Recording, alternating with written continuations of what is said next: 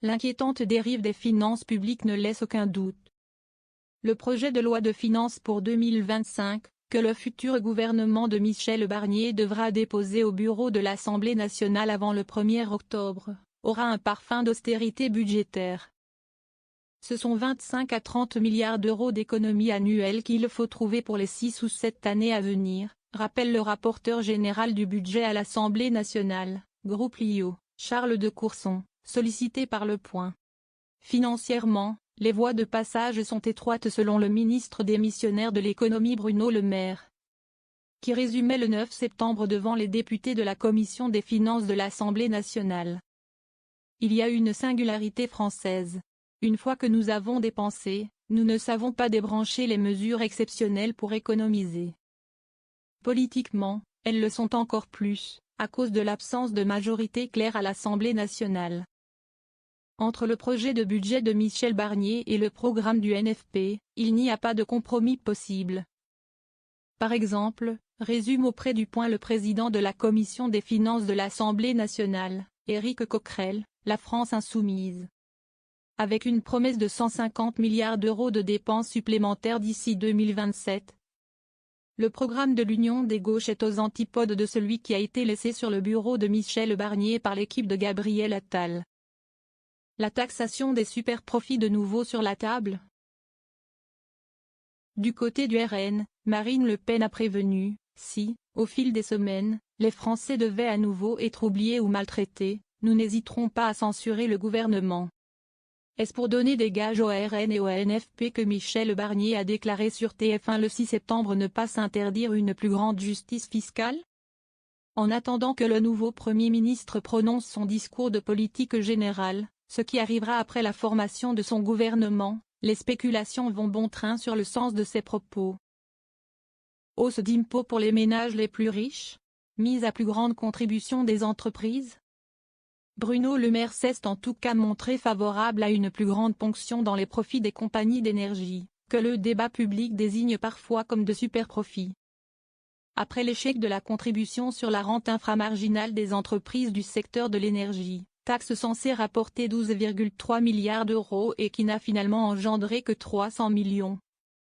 Le ministre démissionnaire a assuré à la Commission des finances que 2,8 milliards d'euros de recettes supplémentaires sont accessibles en 2024 en réécrivant, dans une loi de finances rectificative, les modalités de cette taxe. La députée droite républicaine, Dr, nouveau nom de LR, Véronique Louwagie, sollicitée par Le Point, ne donne pas de crédit à ses propos. Pour taxer des superprofits, il faut encore définir ce que CST, observe la vice-présidente de la Commission des finances à l'Assemblée nationale. Ce n'est sûrement pas un accroissement de l'excédent par rapport à l'année précédente. L'assiette d'une telle taxe ne devrait retenir de l'excédent que la part qui est à caractère exceptionnel, et en veillant à ne pas risquer de brider l'esprit d'initiative des entreprises. Véronique Louwagie rappelle les deux lignes rouges tracées par son parti politique. Pas de hausse d'impôts, que ce soit pour les entreprises ou les ménages, ni de baisse ou de sous-indexation des pensions de retraite. Cette seconde ligne rouge est également celle du RN. Si on prend en compte toutes les lignes rouges des uns et des autres, on n'y arrivera pas, constate auprès du Point un élu du bloc présidentiel. Nous ne voulons pas augmenter les prélèvements obligatoires, car notre pays en est le champion, mais il n'est pas défendu de faire un peu d'optimisation. Avance ce député, membre du groupe Ensemble. Exemple d'optimisation, ne pas indexer sur l'inflation les dernières tranches de l'impôt sur le revenu. En revanche, pas question, du côté d'Ensemble ou de Docteur, de remettre en place, sous une version ou une autre, un impôt de solidarité sur la fortune, ISF. Le RN et le NFP le promettaient tous deux dans leur programme.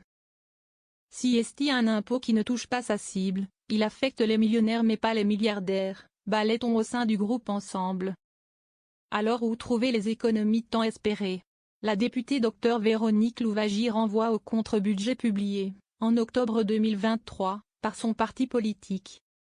Michel Barnier s'en inspirera-t-il? Le programme promettait 25 milliards d'euros d'économies, dont 2,7 milliards d'euros récupérés en luttant plus efficacement contre la fraude au RSA et contre les autres formes de fraude sociale. 2 à 3 milliards d'euros, si est le rendement actuel de la lutte contre la fraude sociale, rappelle François Ekal, ancien rapporteur général du rapport sur la situation et les perspectives des finances publiques de la Cour des comptes. Je ne vois pas comment ils vont le doubler. Celui qui préside aujourd'hui le site d'information sur les finances publiques FIPECO estime aussi surévaluer les 4,2 milliards d'euros que promet le contre-budget en luttant contre la bureaucratisation et en baissant le coût de fonctionnement des opérateurs de l'État. Aucune majorité ne se dessine pour l'instant sur la réduction des dépenses. Le déficit budgétaire s'accroît à cause du fait que les recettes fiscales sont moindres, veut croire Éric Coquerel. Il faut aller récupérer les cadeaux qui ont été faits aux plus riches. Le président de la Commission des finances promet de transformer radicalement. Sur le plan des recettes, le projet de budget que le gouvernement lui fera parvenir. L'an dernier, avec le soutien du MoDem, nous avons fait adopter en commission toute une série d'amendements pour taxer les superdividendes, les rachats d'actions, les transactions financières, etc. Tout ceci aurait rapporté 15 milliards d'euros de recettes. Ces amendements ont sauté lorsque le gouvernement de l'époque a recouru à l'article 49.3. Cette année, vu les nouveaux rapports de force, ils ne pourront pas en faire autant sans que les conséquences soient fortes. Soit le gouvernement sera renversé par une motion de censure, soit il devra sa survie aux voix du RN. Peut-être qu'Éric Coquerel a-t-il raison de croire qu'une majorité se dégagera pour des mesures visant de nouvelles ressources fiscales. En sera-t-il autant concernant la réduction des dépenses publiques? Il ne faut probablement plus y compter.